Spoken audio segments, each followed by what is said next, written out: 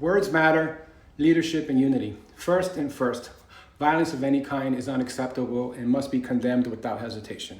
Now, I'd rather be posting about fitness, but I have a moral responsibility to speak out against hate.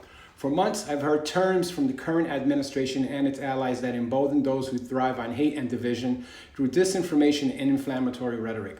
This creates a harmful trickle-down effect in local communities, especially among younger generations who look to leadership for guidance. Words matter. Are you using language that strips targeted groups of their humanity?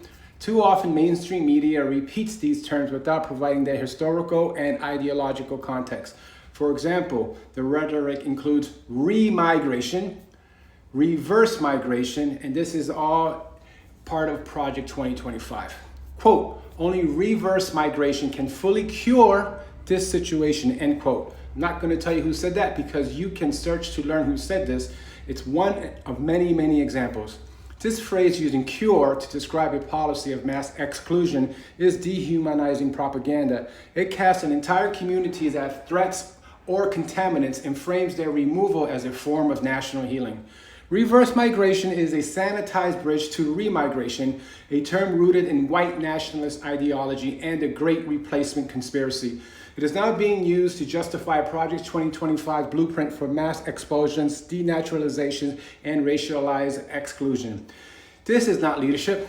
It's a dangerous distortion that turns rhetoric into policy and policy into harm. Why should we look the other way when elected leaders do it? Where are the fact checks? When the media fails to inform the public of the historical and ideological danger behind these terms, they are not just repeating, they are normalizing extremism.